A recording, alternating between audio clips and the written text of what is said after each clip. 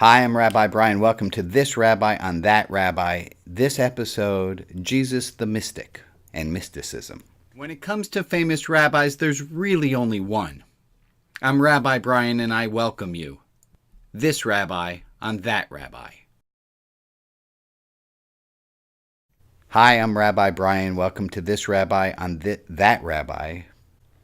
Glad that you've been watching. Glad that you are watching. I want to talk in this episode about Jesus as the mystic. There was a line of Judaism practiced in the ancient Near East at Jesus' time of Merkava mysticism. Merkava mysticism, the mysticism of the chariot.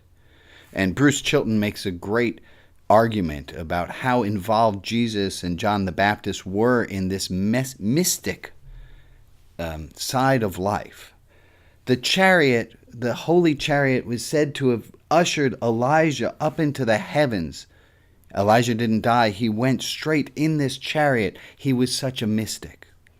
And Jesus is part of this tradition, that Jesus is a mystic having been opened up to the reality of God. My language here is going to be more religious than usual, and I will also make a caveat that might have been said at an earlier point, and I've gotten emails and questions. Rabbi Brian, are you a Messianic Jew? And I can answer that question by saying, first, on Instagram there are two Rabbi Brians. I am Rabbi Brian AF, and then there's a Rabbi Brian who is a Messianic Jew. That is not me. I am filled with the same love and the same sense of connection, and I can see how Jesus is a part of that, but I would not consider myself to be a Messianic Jew. To be opened up in the Spirit of God, that is the goal of a spiritual religious life. There is said to be seven qualities of spiritual life, and I will go through them. That a spiritual experience is ineffable, it is noetic, it is transient, it is passive, timeless, unifying, and gives long-lasting positive change. Let me go through them one at a time. And look for yourself, and look for your notion of what Jesus would be, or what a mystical experience would be in these. Mystical experiences are ineffable. They cannot be spoken about clearly in words. Words can approximate but cannot get to them. Mystical experiences are noetic. You can explain why you understand them, but you can't explain why you understand them. You know it just because you know it. 3, mystical experiences are transient. They will happen and then they stop. And you have had a mystical experience and you might have another, but they don't last for a long time. In contrast to that, they are also timeless. A mystical experience, when you're in that moment, that I-thou moment, that holy moment, there is no sense of time. There is a timeless quality to a mystical experience, to being a mystic. It's also a passive experience. You don't have to go seeking mystical experiences to have one. Mystical experiences are unifying as opposed to divisive. All mystics are inclusive, not shunning people out. And finally, mystical experiences have long-lasting positive change in people's lives. To see Jesus, if I'm going to quote from the book of Hebrews 1:3, Jesus is the effulgence of God's glory. The effulgence of God's glory, and that's a fantastic word, E-F-F-U-L-G-E-N-C-E. That's how King James uses it, the effulgence of God's glory. And the word effulgence is somewhat similar to the word coruscate, that it's shining and dazzling and radiating.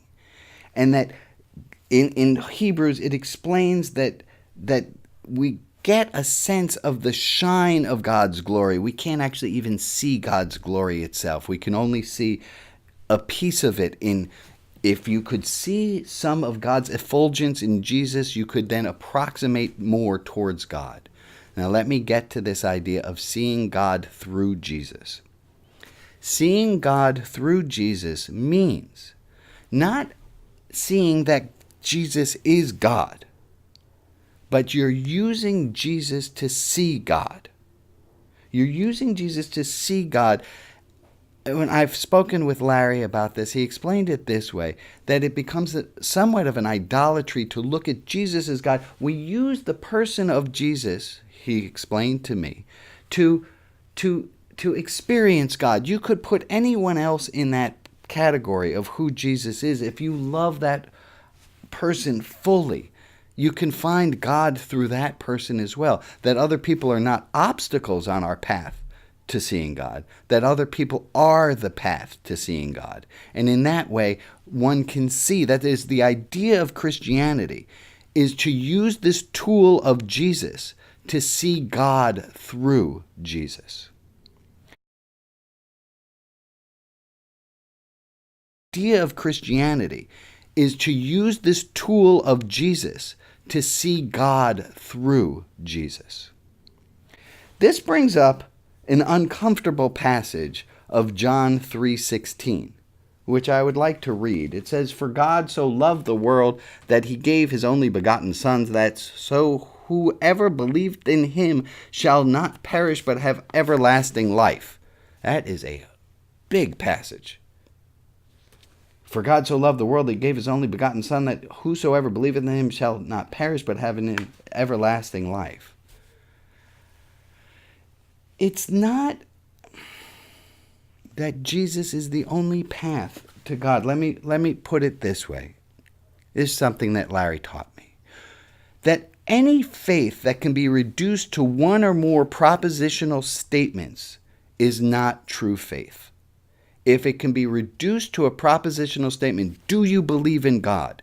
Do you think Jesus is the way? Is it a virgin birth? If you can reduce your faith to a propositional binary yes-no statement, then it's not true faith. What is true faith? True faith is the surrendering of one's being to the transformational power of oneself by God. I'm going to say that again. True faith is surrendering one's being to the transformational power of oneself by God. True faith is giving up a sense of self.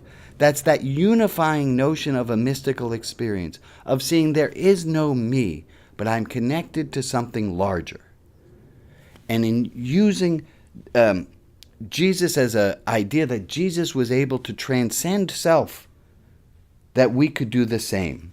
Let me give another angle towards this. God is not diminished by our affirmation or by our denigration, but we are. God does not need us to affirm or deny God. That adds nothing or takes nothing away from God. But when we do that, we say more about who we are and what our faith is. God is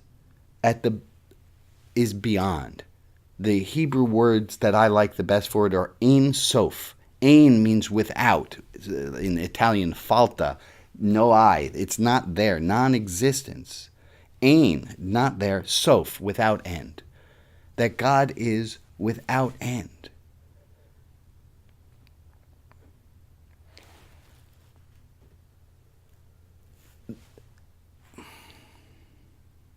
Well, God is without end, but this episode of This Rabbi on That Rabbi is going to end.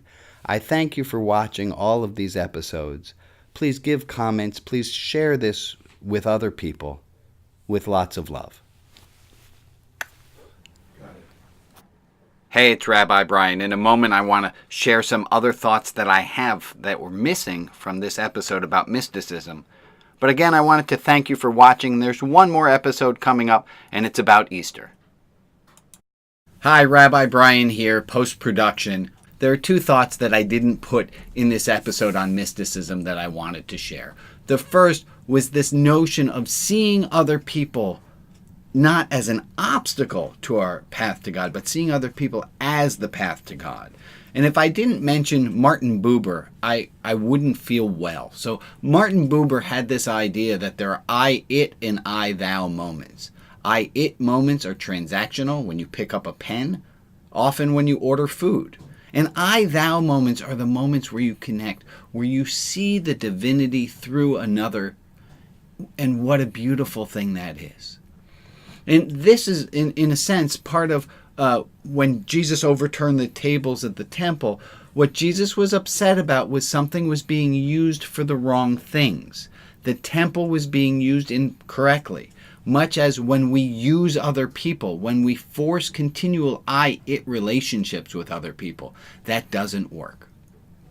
The second thing I wanted to talk about is me as a Jew being told, and I am told at times from people, that I am missing Jesus in my life.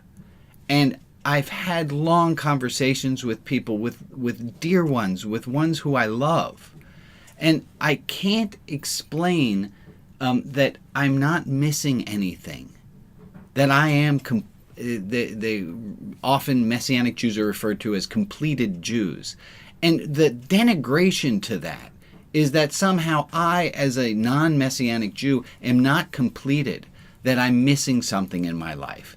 And the analogy that I finally was able to come up with so I could explain to this dear soul in my life who wanted me to become completed, to accept Jesus, was I said to her, Megan, it's not her real name, Megan, it's as though I said to you, you should go and undergo sex change operation and have a penis because somehow you're missing something because you're not a man.